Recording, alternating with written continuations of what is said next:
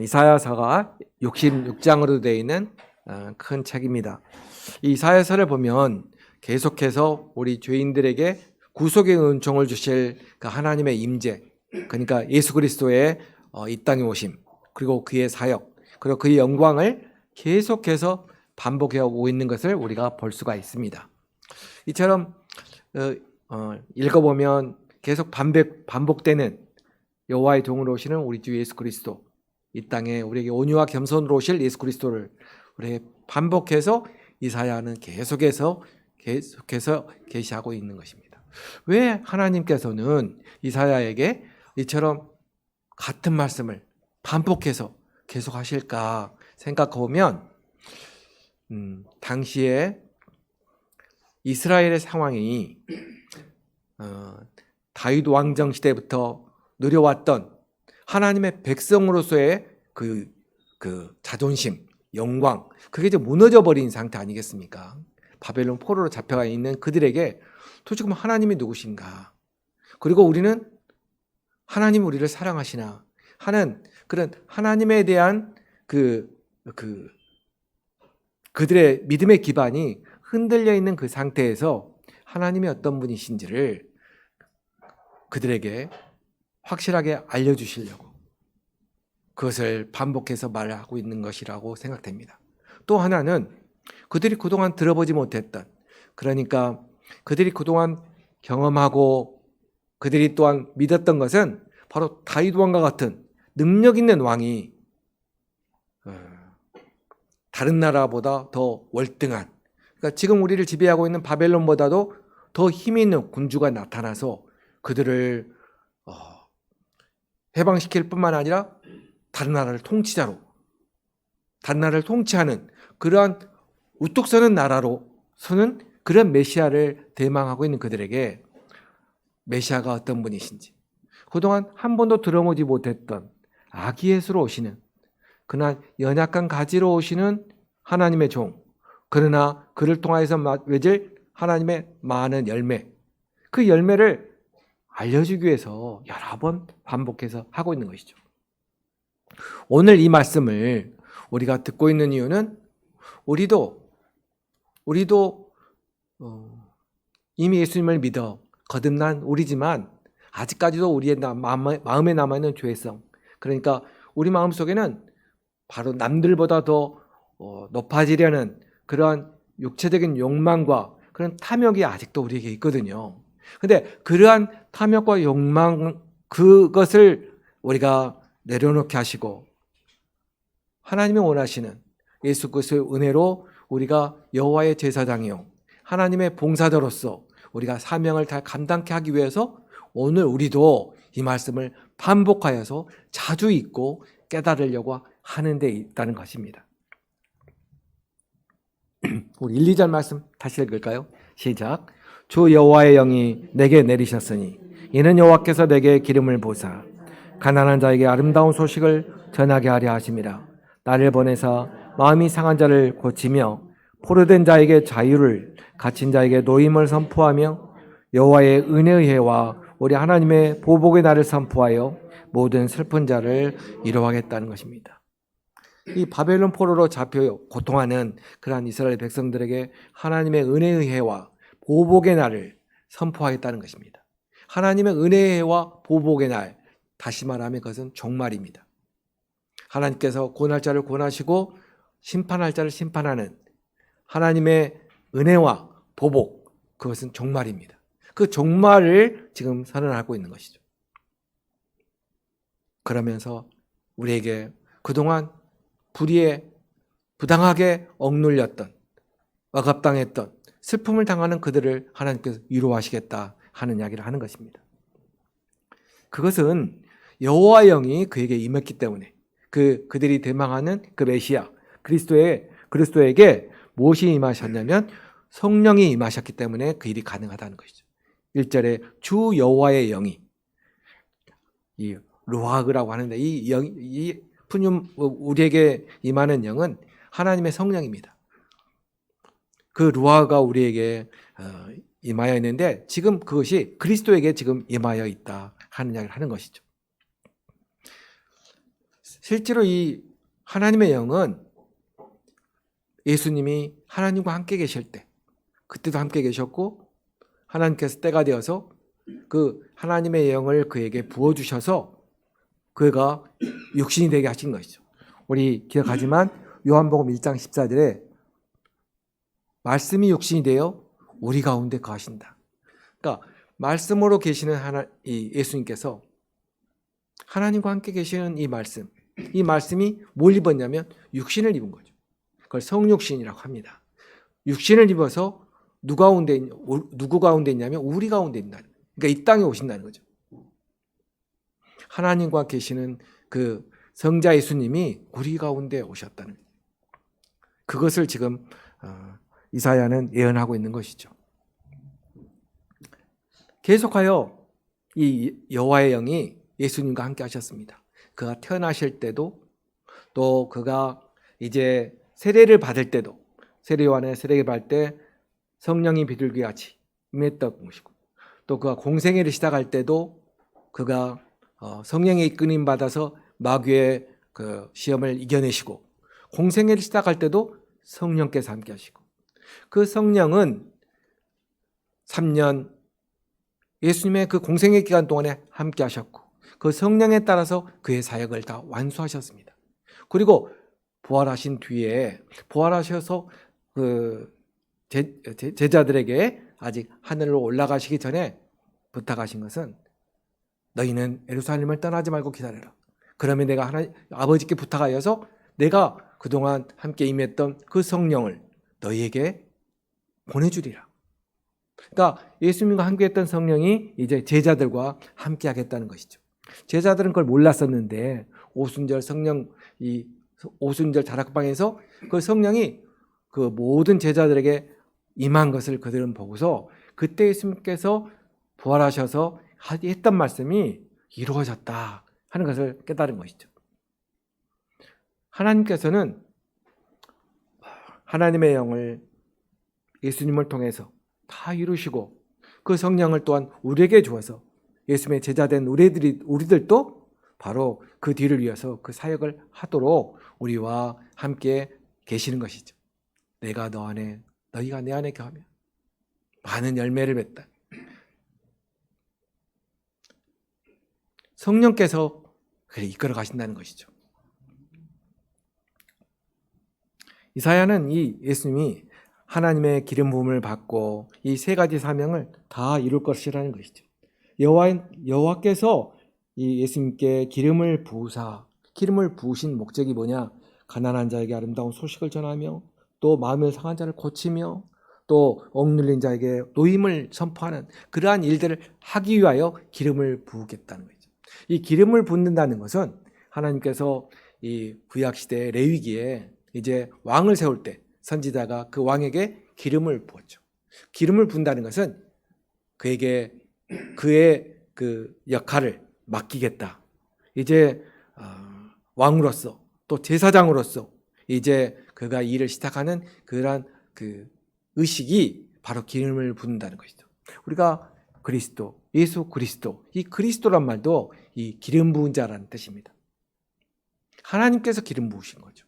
여보니까 하나님께서 그에게 기름을 부으사, 그러니까 그에게 사명을 주기 위한 그런 뜻이 들어있는 것입니다. 어떤 사명을 주었냐면 바로 가난한 자에게, 가난한 자를 어떻게 하겠다고요? 가난한 자에게 아름다운 소식을 전한다는 거죠. 그러니까 첫 번째 사명은 복음을 전하는 것이죠. 구원의 소식을, 하나님의 뜻을 그 백성들이 깨닫도록 그 복음을 가르치고 그것을 전파하는 그런 선지자로서의 사명, 그것이 첫 번째 사명입니다. 또 기름 부었다는 것은 바로 예수님께서 유대인의 왕으로, 바로 그들의 왕으로, 사실 그들은 누구를 그 당시에 로마의 황제를 왕으로 섬기고 살던 사람들입니다. 그러나 예수님께서는 유대인의 왕이 진정한 예수님이심을 밝히신 것이죠. 너희들을 통치하는 사람은 예수님이다. 유대인의 왕으로. 또 예수님께서는 어떤 삶을 가졌습니까? 화목제물로, 죄와 이제 죄를 떠나서 하나님께 우리를 만나게 하기 위한 하나님과 우리 사이에 화목제물이 되신, 그러니까 하나님께 드리는 제물이 되신 것이죠. 예수님은 왕이요, 또 화목제물인 제사장이요, 또 우리에게 복음을 가르치는 선생님, 선지자로서 그러한 사명을 가지고 이 땅에 오신 것이죠. 이 가난한 자의 아름다운 소식을, 가난한 자에게 복음을 전한다고 했는데, 이 가난한 자라고 하는 것, 얼마 전 목사님께서 우리 이 설교 말씀에도 있었지만, 심령이 가난한 자에게 복이 있다고 하는, 그러니까 이 가난한 자고 하는 것이 경제적으로 가난한 것도 있지만 그들의 영적인 가난을 말하는 것이죠.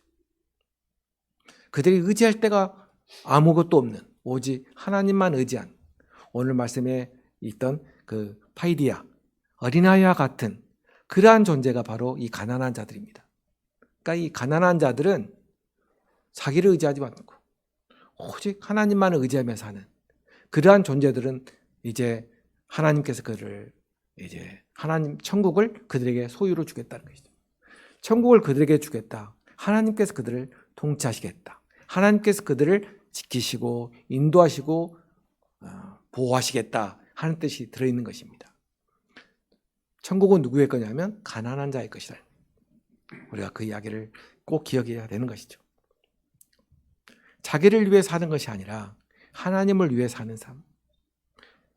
그것은 완전히 바뀌어있는, 그동안 죄인으로서 자기를 위해 살았다가 이제는 자신이 아닌 남을 위하여, 하나님을 위하여 사는 그런 삶으로 바뀌는 존재로, 그것이 바로 이 가난한 자입니다. 마음이 상한 자를 긍휼히 여기시고 또 죄와 사망에 억눌린 자에게 생명과 자유를 주시는 분으로 오시겠다는 것입니다. 이사야는 이 백성들에게, 지금 바벨론 포로로 잡혀있는 이들에게 바로 그리스도가 누구신가 자꾸 이야기하고 있는 것이죠. 바벨론 포로로 잡혀있는 그들에게 주는 이야기이면서 또 오늘날 아직도 죄성 가운데 아직도 그리스도를 모르는 이들에게 오늘 또 우리에게 동일한 말씀을 주고 있는 것이죠. 예수님께서는 여호와의 은혜의 해를 선포하시겠다는 것입니다. 이 여호와의 은혜의 해, 이것은 이 레위기 25장에 나오는 단어입니다. 우리가 안식년을 7년마다 두고 있습니다. 7일마다 안식일이 있고 또 7년마다 안식년이 있는 것이죠. 그 안식년에는 이제 그들이 경작하던 밭도 쉬는 것이죠. 그리고 다른 밭을 경작하는 것이죠. 그러니까 밭도 쉬고 사람도 쉬고 그런 안식년이 있습니다. 안식년을 7번 하게 되면 49년입니다. 그러면 50년째가 되는 해, 그때는 그들에게 남들이 와서 빌려갔던 빚도 다 탁감해주고 또 그들의 집에서 일했던 노예도 해방시켜주고 정말 온전히 하나님께서 은혜를 베푸시는 그 해, 그게 바로 희년이라고 하는데, 그 주빌리와 같은 그러한 역할을 누가 하시냐면 예수님이 하시겠다는 것입니다. 사실 이스라엘은 레위기에 있는 율법으로서의 희년은 있었지만 사실 그 희년이 실제로 실행된 적은 없습니다. 그러나 진정으로 희년, 모든 빚을 탕감해주고 또 노예가 해방되는 그러한 일을 누가 행하시냐면 오직 예수 그리스도께서 행하신다고 지금 이야기를 하고 있습니다. 슬픔과 애통 가운데서 죄를 뒤집어 쓰고 울고 있는 그들에게 찬송의 옷을 입혀주시겠다는 것입니다. 우리 욥기서를 보면 욥이 다 모든 재산을 잃고 또 자녀를 잃고 그가 죄를 뒤집어 쓰고 하나님, 내가 오히려 죽고 싶습니다 하고 그가 슬퍼하며 애통해 했던 그것처럼 그 죄를 뒤집어 쓴다는 것은 정말 나는 무가치한 삶, 나는 살 의미가 없다, 그런 의미가 들어있는 것이죠. 우리가 인생을 살아갈 때 정말 내가 차라리 죽는 게 낫지 않느냐, 그러한 순간에 예수님께서 찾아오셔서 그에게 어떻다고요? 그에게 기쁨의 화관을 제가 아니라 꼭 꽃으로 만든 관을 씌워주시는 기쁨과 찬송의 그런 옷을 입혀주시겠다 하는 이야기죠. 신실하신 하나님, 그 하나님은 우리가 당했던 억울한 일들, 그리고 남으로부터 당했던 그런 그 역경을 주께서 다 기억하시고 예수님을 만나는 그 순간에 바로 주께서 은혜로 갚아주시는데 2배로 그걸 갚아주시겠다고 말하는 것이죠. 오늘 여기 또 그 읽은 말씀에 보면 그들이 의의 나무 곧 여호와께서 심으신 그 영광을 나타낼 자라고 그렇게 말하고 있습니다. 그들이 의의 나무가 된다는 것이죠. 이 원어를 보면 의의 나무가 이 엘레 하제데크라고 되어 있습니다. 이 하제데크, 제데크란 말을 제가 여러 번 하는데 이 제데크라고 하는 말은 공의란 뜻입니다. 그러니까 이 공의로 어떻다고요? 엘레가 나무인데 공의의 나무, 엘레 하제데크. 이 히브리어에서 꼭 우리가 기억해야 할 단어가 여러 가지가 있는데 그 중에서 가장 중요한 단어라 하면은 제데크입니다. 왜냐하면 하나님의 그 정체성이 공의의 하나님이기 때문에 공의. 또 하나님의 또 가장 큰 그 정체성은 긍휼히 여기시는 하나님의 헤세드. 헤세드와 제데크, 이게 하나님의 두 하나님의 그 나타나심, 이 2가지 기둥인데 이 제데크의 나무, 엘레 제데크, 엘레 하제데크, 의의 나무. 그런데 여기서 이 나무라고 하는 보통 단어는 따로 있습니다. 히브리어에서 이 나무는 에츠라고 하는 단어가 있는데 여기는 엘레라는 단어를 쓰고 있는데 엘레는 어떤 나무냐면 상수리 나무를 엘레라고 합니다. 그러니까 공의의 상수리 나무 이런 뜻인 것이죠. 근데 이것은 맞지가 않아요. 상수리 나무는 이스라엘 사람들은 알고 있어요. 상수리 나무는 이스라엘 사람, 이 가나안 사람들이 우상을 숭배했던 그 산당에 있는 나무가 상수리 나무입니다. 열왕기화에 보면은 그 가나안의 그 왕들이 하나님을 섬기지 않고 우상을 섬기는데 어디 가서 섬기냐면 산당에 가서 섬기는데 그 산당이 높은 곳에 있다는, 높은 곳, 높은 나무, 큰 나무, 상수리 나무가 좀 크잖아요.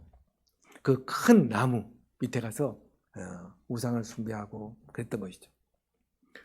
솔로몬이 성전을 짓기 전에 그때 그 산당에 가서 이 예배를 드렸던 그런 과거의 역사가 있는데 성전이 뒤어진 뒤에도 거기 가지고 이렇게 산당에서 예배를 드렸던 것이죠.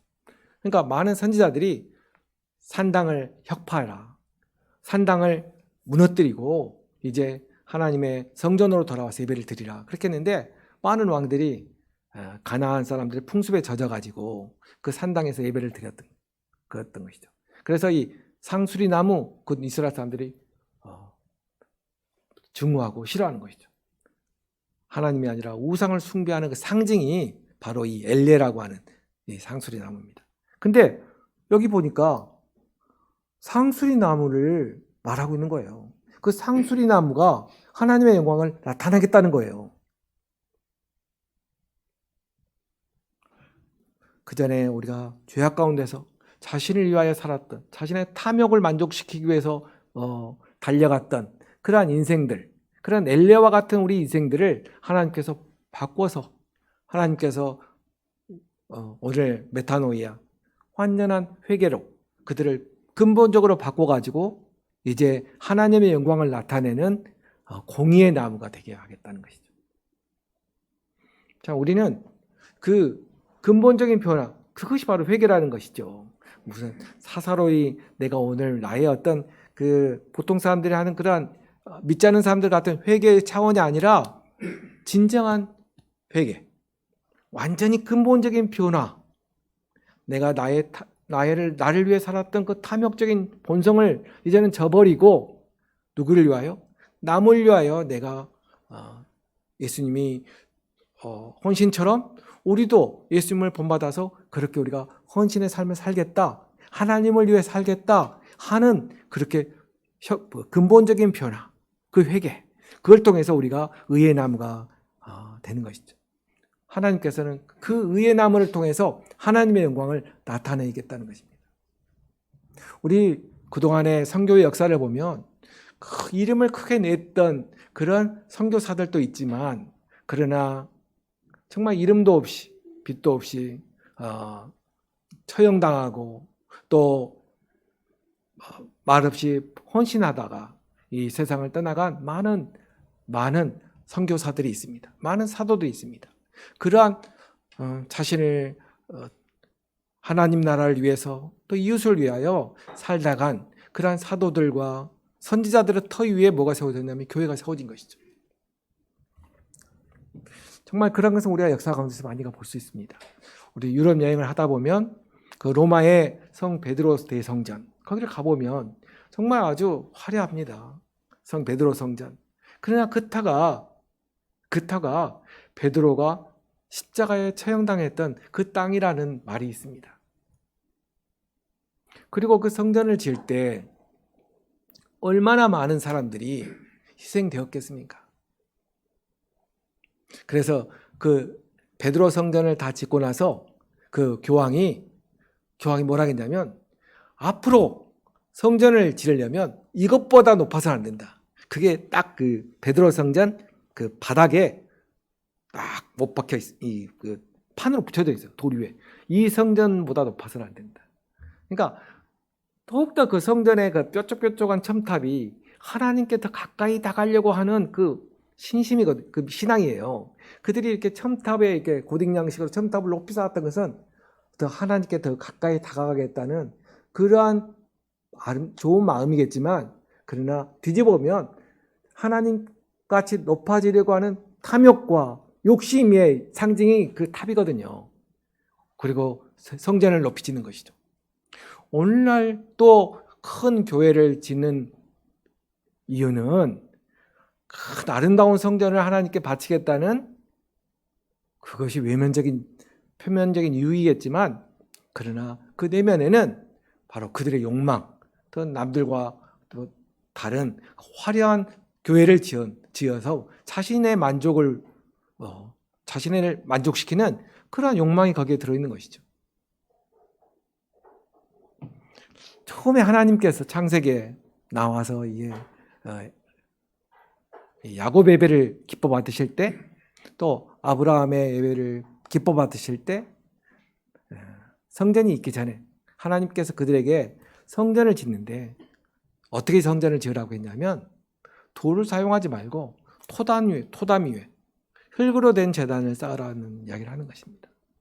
하나님이 우상들이 화려하게 지은, 지금 말한 산당에서 지은 그런 큰 높은 곳에 지어진 그런 상수리나무와 같은 그러한 모습이 아니라 토담과 같은 그러한 하나님으로 우리에게 가르쳐 주었지만, 그러나 그들이 살아오면서 그들의 정욕과 탐욕 속에서 성전을 짓고 산당을 짓고 또 교회를 짓고 그랬던 것을 우리가 역사 가운데서 볼 수가 있는 것입니다. 이스라엘은 메시아를 얼마나 대망했는지 몰라요. 바벨론의 포로로 잡혀가지고 항상 그들의 마음속에는 뭐가 있냐면, 우리는 하나님의 백성이다. 하나님의 백성이라는 그런 그 자부심이 있는데, 우리가 한마디로 이 초라한 신세, 그거를 보고서 얼마나 많은 눈물을 흘렸겠어요. 언젠가는 우리가 하나님께서 불러서 시온성에 가서 오랫동안 황폐되었던 이 시온성, 이 예루살렘 성을 다시 우리가 쌓으리라. 그리고 이방들이 이스라엘의 양떼를 치는 목동으로 일하는 것을 우리가 저 위에서 본 날이 있을 것이다.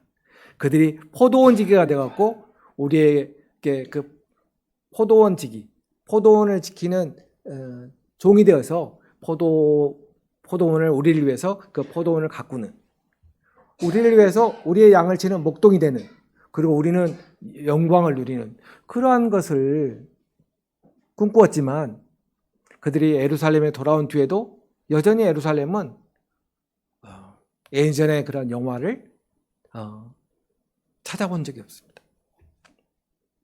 이스라엘이 원하는 그 메시아를. 그럼 오늘 지금 이사야가 말하고 있는, 오늘 우리가 읽어보니까 뭐라고 했습니까? 지금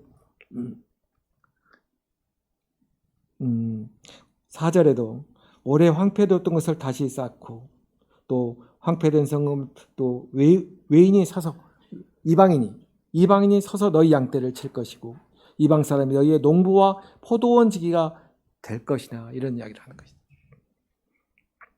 이사야가 말했던 이것은 바로 그들의 그 육체적인 만족을 위해서 만들어지는 이스라엘 왕국이 아니라 바로 예수 그리스도를 통하여서 바로 그들에게 하나님의 뜻대로 사는 겸손한 자, 가난한 자로서 누릴 그 종기입니다. 힘 있는 자로서, 부자로서 가난한 자를 지배하면서 누리는 영광과 종기가 아니라 가난한 자로서 온유하고 겸손해서 이웃을 위해 사는 그러한 존재가 하나님께서 의의 나무라고 하는 것입니다. 그걸 통해서 하나님의 영광을 나타내시다는 것입니다. 그러니까 이스라엘이 꿈꾸는 그 메시아와 지금 이사야가 말하는 메시아는 너무나 다른 것이죠.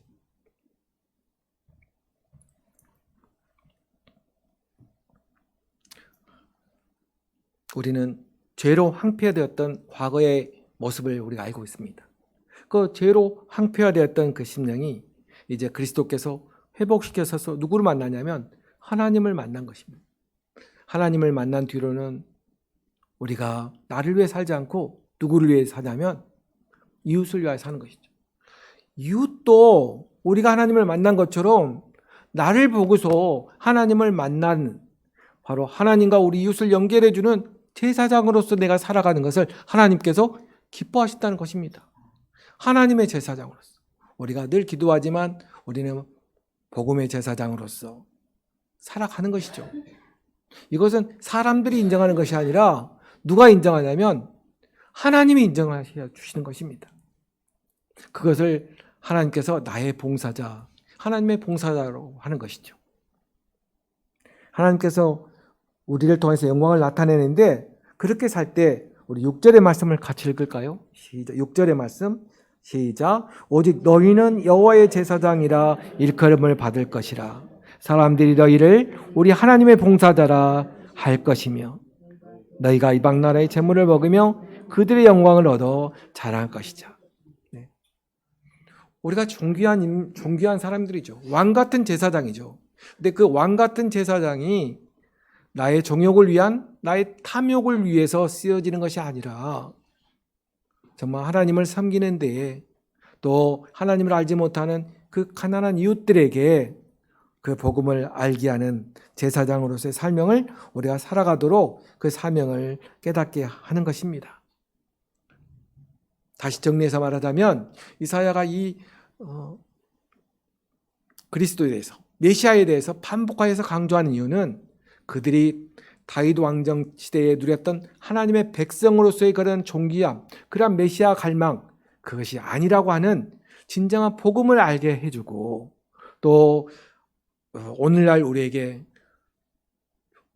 죄성 가운데서 탐욕 가운데서 자신을 위하여 사는 우리들이 아니라 예수 그리스도를 통해서 바로 우리가 상수리 나무와 같은 우리 존재가 이제 우리가 작은 빛으로서 또 조그만 소금으로서 내가 있는 위치에서 조용히 주를 위해서 살다가 그저 가는 것이다. 우리가 마지막으로 가는 길이 사람들은 인생은 다 달라도 부자로서 살든지 가난한 자로 살든지 아니면은 큰 명예를 가지고 살든지 마지막은 다 같이 동일한 것은 병을 얻거나 또 아니면 쓸쓸하게 다 죽어가는 것이죠. 그러니까 우리 육신의 마지막은 다 비슷한 것이죠. 그래서 이 육신으로 우리가 자랑할 것은 없는 것입니다. 우리가 올 한 해를 보면서 우리가 다 감사하다 하는 것은 내가 올해 돈을 많이 벌었고 내가 건강했고 이게 아니라 내가 감사한 이유는 내가 내 있는 위치에서 주의 뜻을 조금 더 깨달으려고 노력했고 내가 하나님의 봉사자로서 내가 여호와의 제사장으로서 내가 이웃을 위해서 얼마나 살았는지 그리고 이 교회 공동체 가운데서 주의 사랑을 얼마나 우리가 여기서 배웠고 배웠고 또 그것을 우리가 실천해 나가는지 생각할 때 감사한 것이죠. 큰 교회가 아니어도 우리가 작은 교회에 있지만 그래도 여기서 따뜻한 사랑으로 우리가 나누었던 이 한 해를 생각할 때 너무나 감사한 일이 많은 올 한 해였습니다. 그 신실하신 하나님께서 밝아오는 새해에도 풍성하신 은혜로 그 신실하신 사랑으로 우리를 지키시고 우리를 통하여서 하나님의 영광을 나타내실 줄 믿습니다. 오늘 이사야의 말씀을 우리의 말씀으로 받아들이시는 저와 여러분이 되시기를 주의 이름으로 소원합니다.